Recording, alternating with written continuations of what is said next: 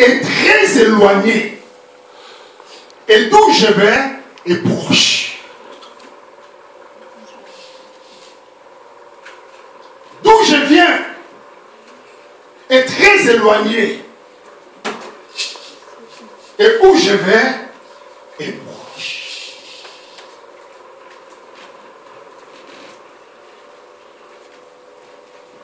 Notre frère Paul parle beaucoup d'athlétisme.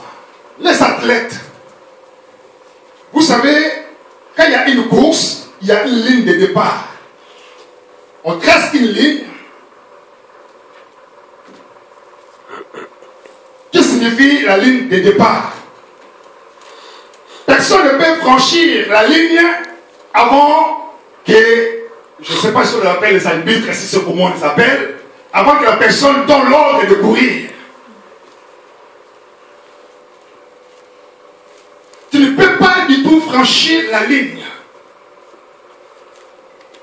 Et connaissant cela, avant de courir, l'athlète il met son pied là, avant la ligne.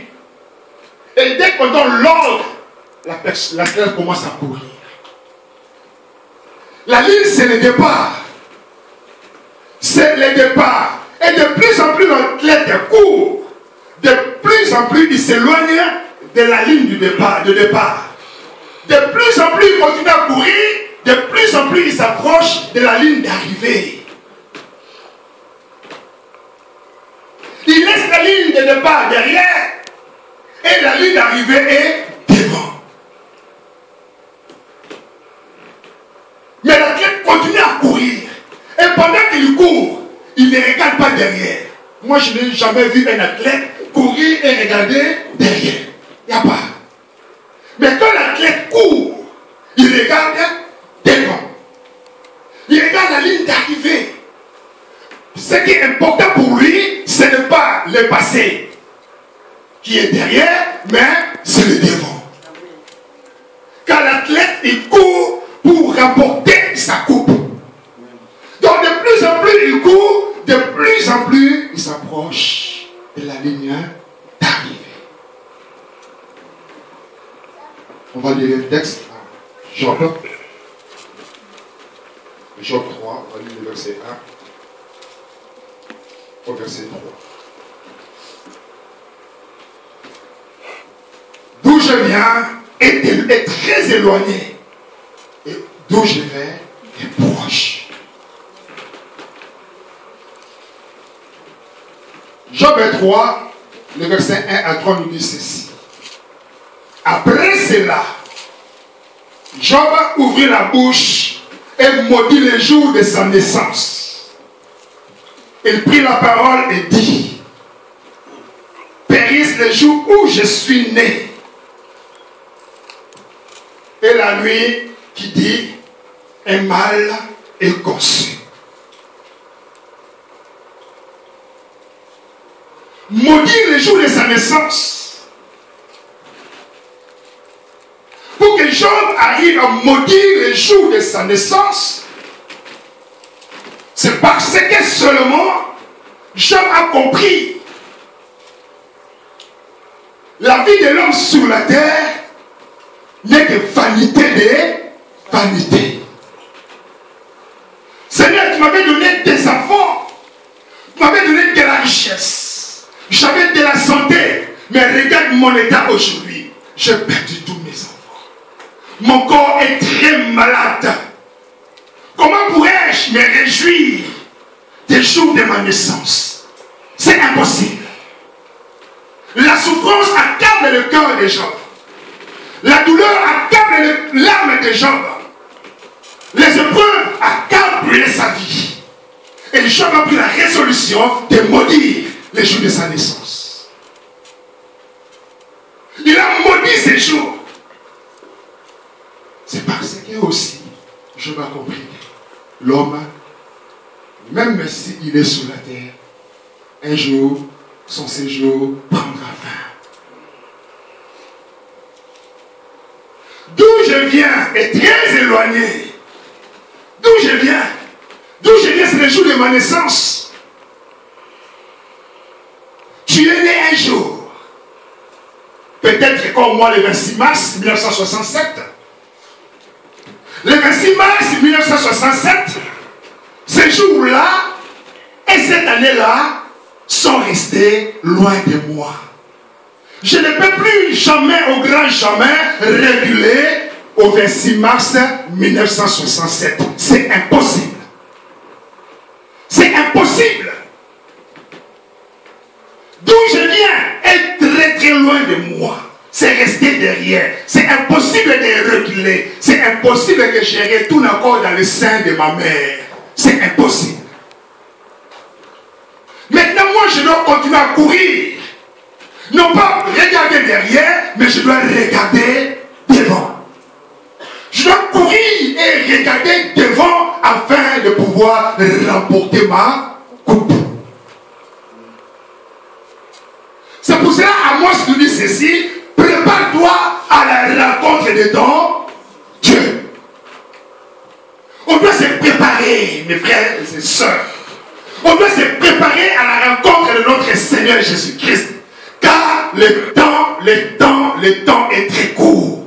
Puisque nous avançons, sachant très bien, chaque jour qui passe, comme aujourd'hui dimanche, ce dimanche-ci, nous avons franchi un pas. Ce pas-là nous conduit vers la mort. Tu t'approches de ta mort. Tu veuilles ou pas, nous nous approchons de notre mort. On s'approche, chaque pas que je fais, chaque jour qui passe, nous nous approchons de la mort. On ne doit pas nier ça. On ne doit pas ignorer cela. Au contraire, on doit vivre avec ça au jour le jour. Et réfléchir des sens de notre vie. Et réfléchir des sens de notre vie. Pourquoi je suis sur la terre? Pourquoi je fais du mal à mon frère? Pourquoi je fais du mal à ma soeur? Pourquoi je suis en train d'ensorceler telle personne?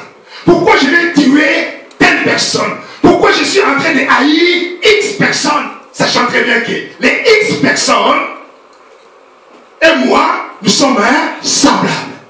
Nous passerons un jour. Amen. D'où je viens est très éloigné. Personne ici dans l'assemblée, même l'enfant qui est né aujourd'hui à l'hôpital, on peut aller à Notre-Dame voir l'obstétricien. Est-ce qu'il y a un bébé qui vient de naître? Oui. Il a combien de temps? Il vient de naître il y a 1 minute. Même dans 1 minute là, c'est impossible de les remettre dans le sein de sa mère. Alléluia. Le bébé qui a 1 minute, il y a 1 seconde qui vient de sortir. La seconde, c'est impossible de remettre ce bébé dans le sein de sa mère. Car d'où il vient est déjà éloigné.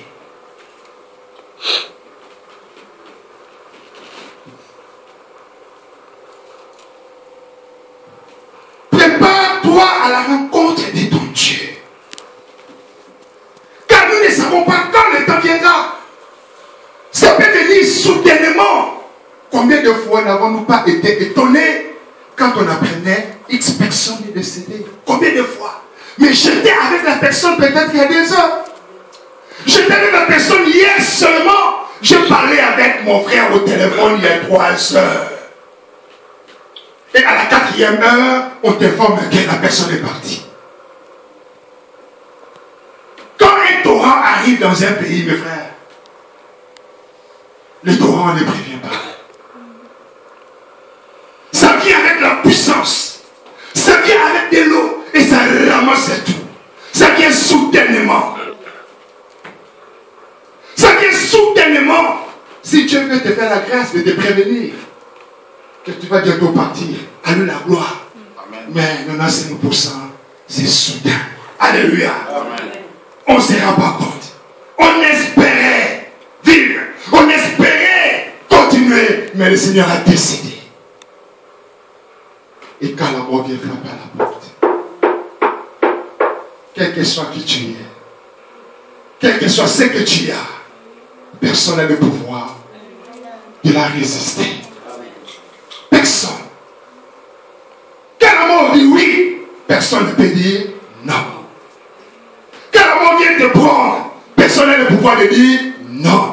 Même si tu as l'argent, comment. Même si tu as le pouvoir, comment. Personne n'a le pouvoir de dire non.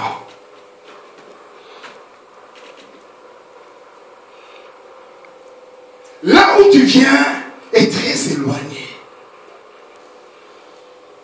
Mais là où tu vas est très proche. Ne sois pas distrait. Ne sois pas distrait.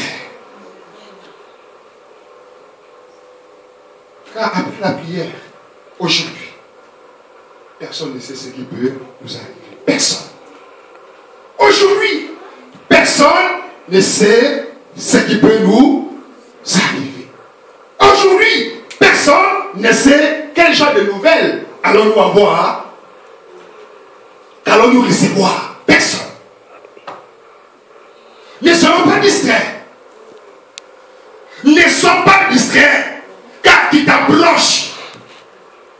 Est-ce que cette fin c'est aujourd'hui? Est-ce que c'est demain? Est-ce que c'est après-demain? Ou bien dans 10 ans, bien 20 ou bien 100 ans? Même si c'est 200 ans, mais sache que ça viendra. Alléluia. Sache que ça viendra. Les hommes les plus parfaits que nous, les hommes les plus saints que nous, les plus grands serviteurs, les apôtres, l'apôtre Pierre est passé.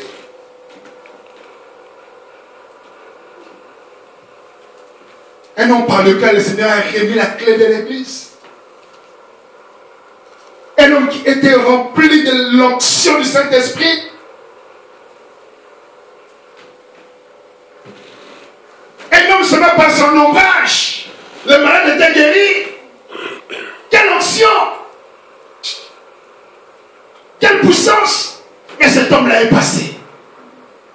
Il est passé. Lui qui avait la clé. Le Seigneur lui dit, c'est ce que tu lieras sur la terre sera lié, alléluia, au ciel. Et cette personne-là est passée. Et toi et moi, des pécheurs que nous sommes, des faibles que nous sommes, que des insensés que nous sommes, les éphémères que nous sommes, quel que soit le nombre de tes années sur la terre, mais sache que tu t'approches de cette arrivée. Tu t'approches de cette arrivée. Alors, à quoi bon de faire du mal aux autres? À quoi bon de s'entretuer? À quoi bon de faire couler le sang? À quoi bon? À quoi bon de faire du mal à mon frère et à ma soeur? À quoi bon d'être orgueilleux? C'est moi. À quoi bon? L'orgueilleux aussi passera. Les anciens aussi passera. Les méchants aussi passera. Tout passera. Tout. Comme nous approchons de ces jours-là, comme on s'approche, c'est maintenant. On doit se préparer à la rencontre de notre Seigneur. Prépare-toi pour rencontrer ton Dieu. Car tu ne connais pas le temps. Tu ne connais pas l'heure. Ça peut venir comme un tourbillon. Combien de frères et sœurs sont morts dans l'église pendant que le message passait, pendant l'adoration, pendant la louange. Mais la personne s'est préparée. Marcher juste dans la maison de Dieu. Et c'est dans la maison de Dieu que la mort est venue lui dire, aujourd'hui là, en ces lieux, présentement, moi je te prends, on part. Ça peut arriver à tout moment et dans tout lieu. La mort ne choisit pas l'endroit où elle veut te prendre. Alléluia. Elle ne choisit pas.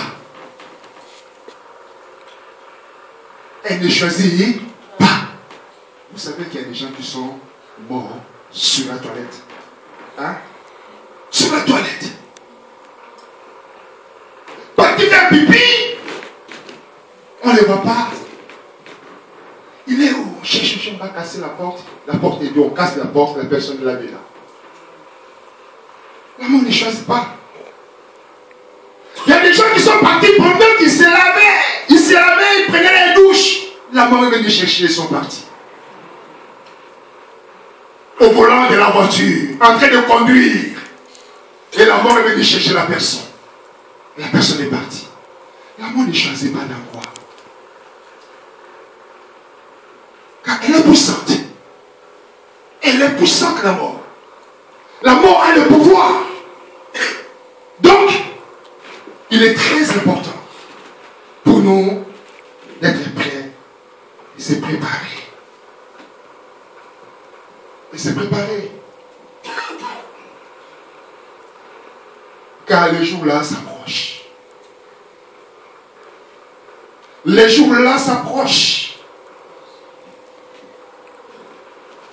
Il est important pour toi de demander à l'Esprit de Dieu de t'ouvrir l'esprit pour comprendre la profondeur de la pensée de Dieu, pour comprendre la profondeur de sa parole. Car quand nous comprenons seulement la parole du Seigneur, la profondeur de sa parole, il y aura certains comportements, certains faits et certains actes que nous pourrons seulement, après cette compréhension, abandonner, bien les abandonner. On doit demander à l'Esprit de nous ouvrir l'esprit pour comprendre cette parole. Quand est-ce que les disciples ont compris la parole du Seigneur? Les disciples n'ont pas compris la parole du Seigneur quand ils étaient avec le Seigneur. Ils ont compris cela seulement après sa mort. Après la mort du Seigneur, seulement les disciples, leur esprit a été ouvert. Comme Luc nous dit, l'esprit des disciples, quand vous lisez dans Luc 24, il commence, vous allez chez vous à la maison d'hôtel, et vous allez chez vous à la maison. Dans Luc 24, on nous parle de cela. Le Seigneur a ouvert l'esprit des disciples.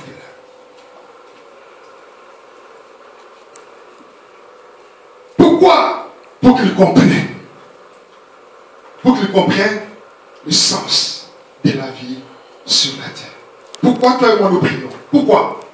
Frère Maxime, pourquoi nous prions? Je prie premièrement parce que je dois rendre compte à mon Dieu. Je dois toujours parler à mon Dieu. Car lui, c'est lui qui m'a créé. Et il est ma source de toutes choses. Chaque jour, je dois lui parler. Et pour moi, prier, c'est dialoguer avec mon Dieu, avec la source qui m'a créé, qui m'a donné la vie. Ok. Alors, deuxième question. Pourquoi encore? Après la prière, qu'est-ce que tu espères auprès de ces dieux? J'espère, après la prière, ce que j'espère auprès du Seigneur, c'est que je lui sois toujours favorable. Et que Dieu me soit toujours favorable. Et que moi, je lui plaise. Parce qu'en priant, Dieu me corrige. En priant, Dieu me montre la voie. Dieu me répare, me prépare. Je dois toujours garder contact avec lui. Et si je ne prie pas, je n'aurai pas contact avec le Seigneur. Et en priant, je garde contact avec mon Dieu. Afin que le jour J, que je sois parmi les élus. Et que je sois à ses côtés. Afin que ces grands jours-là, qu'on soit parmi les élus. Alléluia. C'est ça l'objectif. Nous courons afin qu'un jour, ces jours-là, qu'on soit avec notre Seigneur dans son royaume. Voilà l'essence de ma vie sur la terre.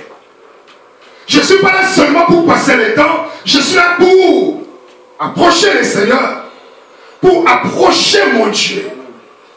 Et deuxièmement, en approchant le Seigneur m'enseigne ses voies. C'est au travers maintenant de ces voies, les portes des royaumes et des cieux me seront ouvertes. Alors quand ces portes me seront ouvertes, là je pourrai voir mon Seigneur, mon Dieu, mon Créateur. Et où? Dans son royaume. C'est l'objectif, mes frères et sœurs. Nous prions pour hériter le royaume des cieux.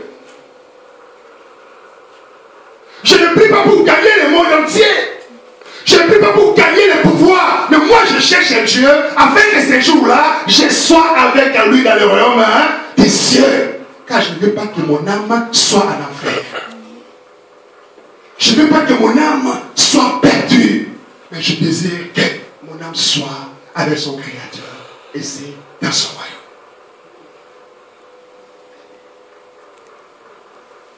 Mais mes amis, il est très important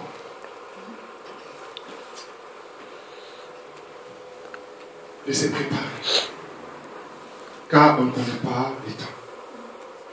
Alors, comment se préparer? On va lire quelques versets. Je vais vous donner des versets que vous allez noter.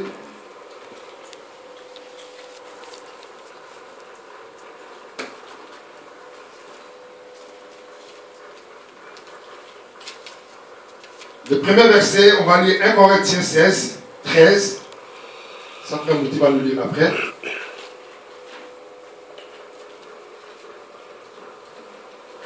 Le deuxième verset, Frère Marcy va nous lire 2 Corinthiens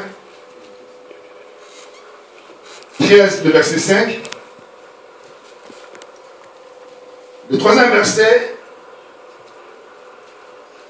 le président va nous lire Éphésiens 5, le verset 16.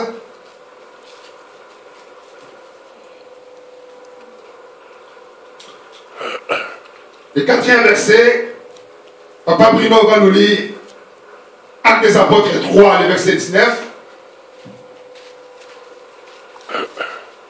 Et le cinquième verset, Maman Bénédicte va nous lire Matthieu 24, le verset 36. On va d'abord commencer par Frère Maxime, qui va nous lire 1 Corinthiens 16 et le verset 13.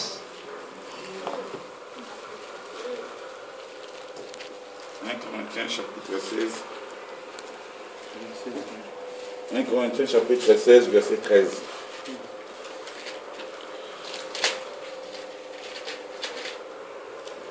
Je lis au nom de Jésus. Amen.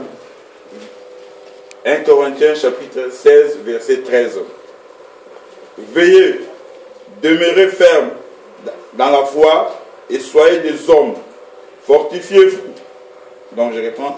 Veillez, demeurez fermes dans la foi, soyez des hommes et fortifiez-vous. Amen. Alléluia. Alléluia. Amen. La Bible dit demeurez fermes dans la foi. C'est pour nous dire seulement d'être très vigilants. Soyons vigilants. La vigilance. Et soyons des hommes. Nous ne sommes pas des animaux. Mais nous sommes des hommes créés à l'image de l'Éternel. On doit veiller sur nous. Tu dois veiller sur toi-même. Tu dois veiller sur toi. Tu dois veiller sur ta vie. En faisant quoi? En demeurant ferme dans la foi. Tu ne dois pas vendre ta foi. Certaines personnes ont vendu leur foi. Peut-être à cause des épreuves. Mais Job était dans l'épreuve. Mais en aucune fois, Job a maudit le Seigneur. Mais en aucune fois, Job a vendu sa foi. Mais Job a veillé. Il a veillé et il est demeuré ferme dans la foi. Et il s'est fortifié par la prière. Il s'est fortifié par la parole du Seigneur. Il s'est fortifié en ayant confiance à ce Dieu qui avait permis l'épreuve. Il est aussi capable de les délivrer de ces épreuves.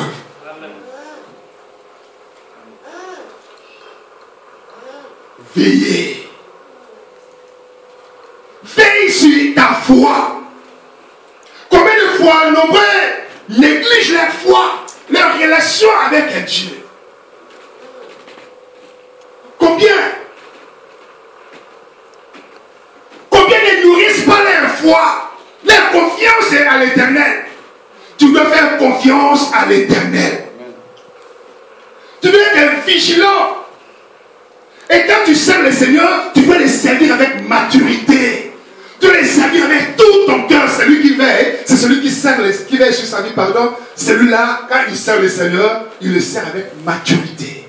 Il le sert avec tout son cœur, toute sa force et toute Tout est cela. Mais très souvent, nous servons le Seigneur superficiellement. C'est superficiel que nous servons le Seigneur. Combien ce matin ont déclaré, je vais à l'église parce que c'est dimanche. Mais non, tu ne dois pas venir à l'église parce que c'est dimanche. Tu dois venir à l'église parce que le Seigneur a dit de respecter le sabbat. Alléluia. Tu dois venir à l'église parce que c'est ici où nous nous réunissons avec nos frères et nos sœurs pour qu'ensemble, comme un seul homme, nous puissions offrir un sacrifice agréable à notre Seigneur. On vient à l'église pour se soutenir les uns les autres, intercéder pour les uns et les autres. Mais on ne vient pas à l'église seulement pour venir. On vient à l'église pour chercher Dieu, pour parler à Dieu, pour faire une prière de communion avec les frères et les sœurs. Sinon, le Seigneur n'allait pas dire à Pierre, sur toi, je bâtirai mon église. L'église est très importante. C'est important de venir dans la maison de Dieu, le louer et l'adorer.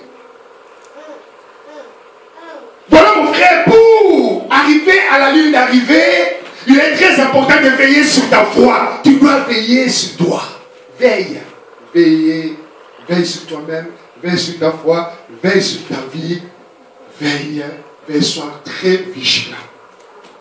Sois très vigilant. Car tu ne connais pas les temps. Deuxième chose. Deuxième point.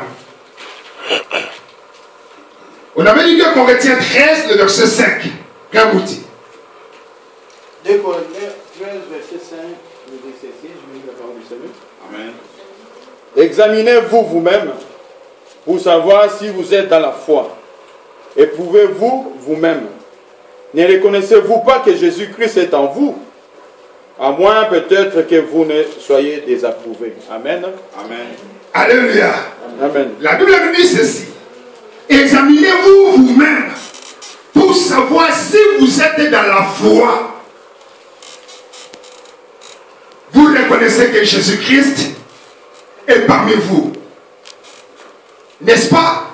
À moins que l'examen ne soit un échec pour vous.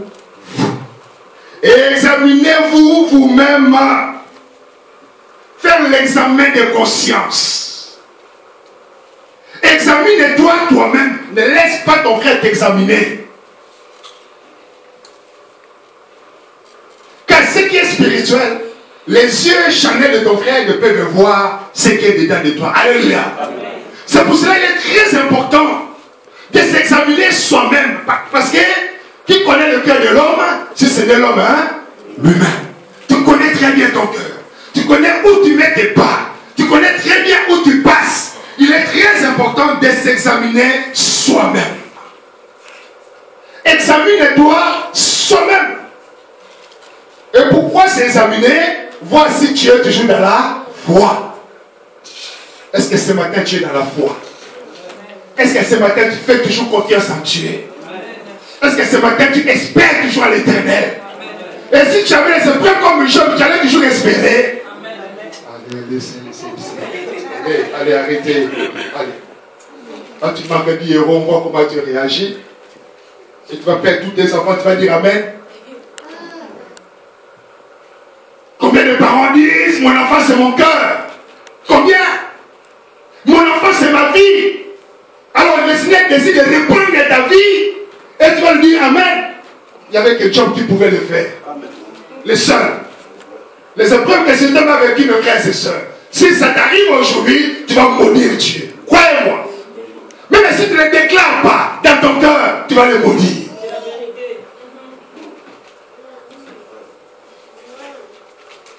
Donc il faut s'examiner. On doit s'examiner, voir comment je suis ce matin. Comment je suis avec le Seigneur. Est-ce que ma vie lui est agréable? Est-ce que Dieu prend plaisir de ma vie? Quand le Seigneur me regarde, est-ce que ça va? Tu dois éprouver ta foi. Tu dois examiner ta foi. Mais malheureusement, certaines personnes échouent. Pendant qu'ils font l'examen de leur foi, ils constatent que non, ça ne va pas. Là, j'ai échoué. Alors si tu as échoué, ce n'est pas trop tard. Amen. tant que tu es vivant, ce n'est pas trop tard. On va continuer. Éphésiens 5, 16, je crois que c'est le président. Éphésiens chapitre 5, verset 16. Achetez le temps, car les jours sont mauvais. Amen. Alléluia. Amen. La Bible dit ceci de racheter le temps. On peut racheter quelque chose, on dit de rachat. C'est quelque chose qui a été vendu. Alléluia. Nous avons beaucoup perdu le temps dans beaucoup de choses de ce monde. Tu as perdu beaucoup de temps peut-être en critiquant, en faisant du mal aux gens, en ne consacrant pas beaucoup de temps devant le Seigneur. Et la parole de Dieu te dit dans Éphésiens de racheter le temps. Essaie de racheter tout le temps que tu as perdu. En faisant toutes ces mauvaises choses. Comme tu es encore vivant, le Seigneur te fait la faveur de racheter le temps. Rachète le temps. Car les jours sont mauvais. Tu dois racheter le temps. Tu dois racheter le temps.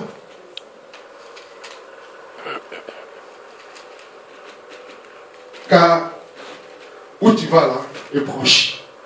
Où nous allons, c'est presque l'arrivée. C'est presque l'arrivée. Tu peux dire, mais moi je vais encore vivre 40 ans, non? Qui t'a dit que tu dois vivre 40 ans? Tu es dans le considérer féticheur. Le marabout t'a dit, tu vas vivre encore 40 ans. Sache que Dieu est plus puissant que le marabout. Amen. Ne crois pas ce que les hommes te disent. Ne crois ce que Dieu te dit. Alléluia. Rien ne prouve que tu dois vivre encore 40 ans. Rien.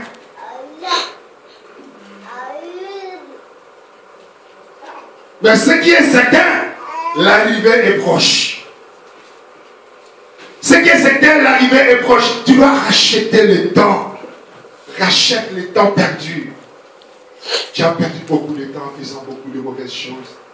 Et ces choses-là t'avaient empêché d'aller vers Dieu, de prier Dieu, de chercher Dieu, de témoigner la grandeur de Dieu, d'aller dans sa maison. Tu dois racheter ce temps. Tu dois récupérer tout le temps perdu. Tu dois reprendre tout le temps perdu.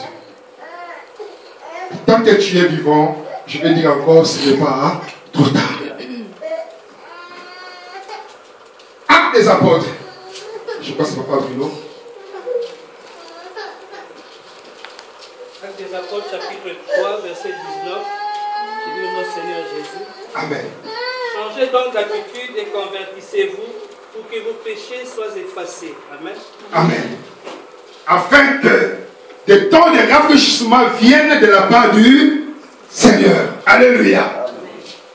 Répandez-vous la repentance et convertissez-vous pour que vos péchés soient effacés. La repentance, c'est changer de comportement. C'est se détourner de mauvaises choses et commencer à faire des bonnes choses. Car Christ est mort pour nous. C'est l'avantage que nous avons de savoir aller vers le Seigneur et se repentir et lui demander pardon. Quand tu vois que ça ne va pas, quand tu constates que là il y a le péché, le Seigneur nous donne encore une faveur, la faveur de la repentance. C'est repentir, d'aller vers le Seigneur et demander, Seigneur, pardonne-moi parce que je veux continuer la course avec toi. La repentance, abandonner le mal et revenir pour faire le bien. Rejeter le mal et revenir pour faire ce qui est bon. La repentance. Repentez-vous et convertissez-vous pour que vos péchés soient effacés, afin que le temps de rafraîchissement vienne de la part du Seigneur. Le Seigneur veut rafraîchir le cœur. Le Seigneur veut rafraîchir l'âme. Le jour précédent, il a fait chaud. Il a fait très chaud. Il y a certaines personnes qui ont bu 2 litres d'eau ces jours-là. d'autres peut-être 3 litres. Pourquoi? Pour se rafraîchir. Pour se rafraîchir. Vous voulez rafraîchir un peu les gorges, leurs intestins, leurs poumons, leur corps. Mais le Seigneur veut rafraîchir encore notre âme. Si seulement il y a des péchés, et si nous allons vers lui, et que nous nous répandons, et nous nous convertissons, le Seigneur veut nous rafraîchir. Enlever les saletés, enlever les péchés, pour nous rafraîchir, pour que nous devenions encore propres devant sa face. Et comme ça, on pourra continuer la route avec lui. Répandez-vous et convertissez-vous pour que vos péchés soient donc effacés. La repentance, c'est repentir, aller vers Dieu, demander pardon, reconnaître sa faute, reconnaître son tort,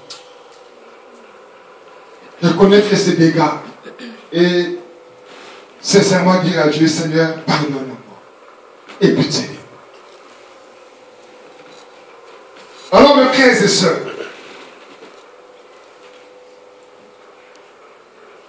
la Bible nous dit ceci. Je suis dans Matthieu, où j'avais dit Matthieu 24.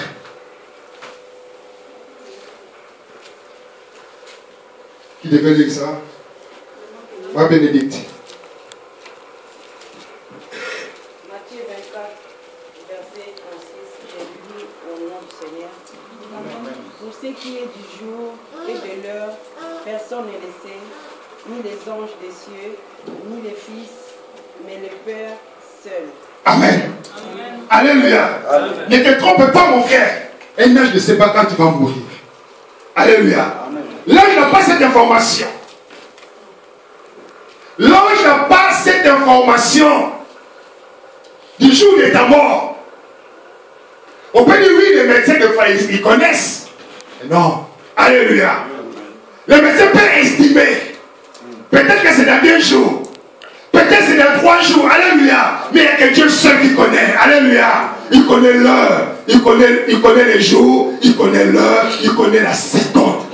Et il connaît aussi comment cela va arriver. Personne ne connaît. Alléluia. Ni même moi-même, je ne connais pas comment cela va arriver. Il n'y a que Dieu seul qui sait comment. Il n'y a que Dieu seul qui sait comment. Voilà pourquoi mes frères et sœurs, à cause de cela, à cause de toutes ces choses, soyons fidèles au Seigneur. Amen. Amen. Sois fidèle au Seigneur. Demeure dans la fidélité. Reste éveillé. Et loin de toi la distraction. Et loin de toi la distraction. Que l'infidélité ne trouve pas la place dans ton esprit. Mais laisse que l'esprit de la fidélité. Être fidèle au Seigneur. Sois fidèle au Seigneur. Sois fidèle dans le service. Sois fidèle dans ton appel. Quand le Seigneur t'a appelé, il t'a donné des talents, il t'a donné des dons. Qu'est-ce que tu fais de cela? Qu'est-ce que tu fais de tout ce que le Seigneur t'a donné? Il t'a donné tout cela gratuitement. Qu'est-ce que tu fais de cela? Soyons fidèles au Seigneur. Que notre esprit soit éveillé et demeurons dans le service. Servons le Seigneur. Servons le Seigneur. À New York, il y a quelque chose qui m'a frappé. Très important.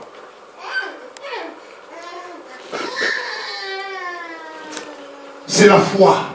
Alléluia. C'est un peuple qui a la foi. Et là, j'ai compris pourquoi cette nation est si bénie. Dans chaque rue de New York que tu passes, tu vas entendre quelque part le nom de Jésus-Christ. Les gens ont la liberté de prêcher l'évangile. Répondez-vous, car Jésus revient bientôt. Vous allez croiser des personnes de l'âge de mon fils Jotam, 15, 16, 17, des enfants de 10 ans, les personnes de 70 ans, de 80 ans. Les 80 ans ne parlent pas, mais ils parlent par un panneau.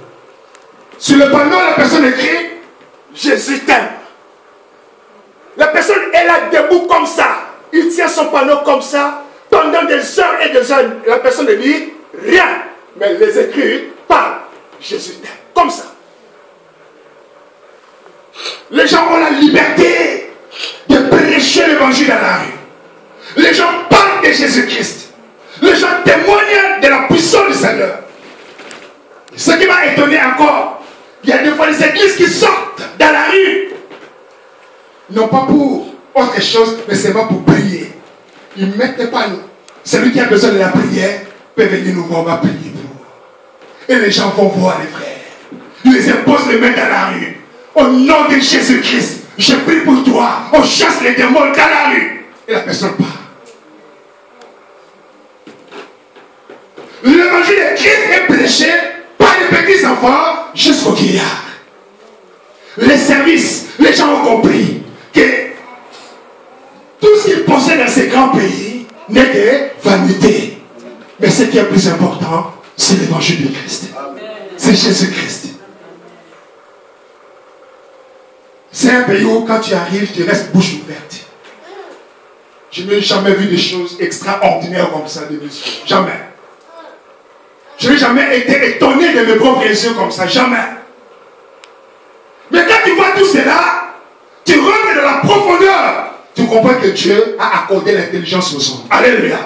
Dieu a fait grâce aux hommes pour que les hommes deviennent très intelligents pour pouvoir faire des choses pareilles. Mais avec cette intelligence, tout ça est vanité de vanité. Le Seigneur dit à ses disciples, tout ce que vous voyez là, ça ne restera pas pierre sur pierre. Tout va s'écrouler. On doit arriver à comprendre que l'intelligence charnelle, l'intelligence humaine est différente de la sagesse de Dieu. Même si tu as la connaissance intellectuelle, cela ne vaut pas la connaissance divine. Amen. Il faut chercher à avoir la connaissance divine. J'ai rencontré un professeur à l'université. Ce professeur, il donne le cours d'économie. Et il me dit, c'est aussi un pasteur, il me dit, vous savez, chez nous, il y a la liberté. Il y a la liberté. C'est un pays de la liberté. Même à l'université, il donne son cours d'économie, il donne le cours, et après le cours d'économie, il commence à prêcher l'évangile devant les étudiants. Il commence à parler de Jésus-Christ devant les étudiants. Il y a la liberté. Personne ne peut aller voir le docteur pour dire, voilà, ce professeur a prêché Jésus pendant les cours. Non. Il y a la liberté de l'évangile. Mais mes frères et sœurs, là où nous allons est proche. On s'approche de notre fin. Car le départ est très loin. Mais la fin est proche. Et si le Seigneur vient aujourd'hui, si le Seigneur vient aujourd'hui, te dire, mon fils, me voici, je te prends, on part. Et qu'est-ce que tu vas faire? Est-ce que vraiment tu iras auprès de lui? Ou bien tu vas aller dans l'autre monde où il y a des cris et des grincements des dents. Le temps est proche. Tu dois te préparer.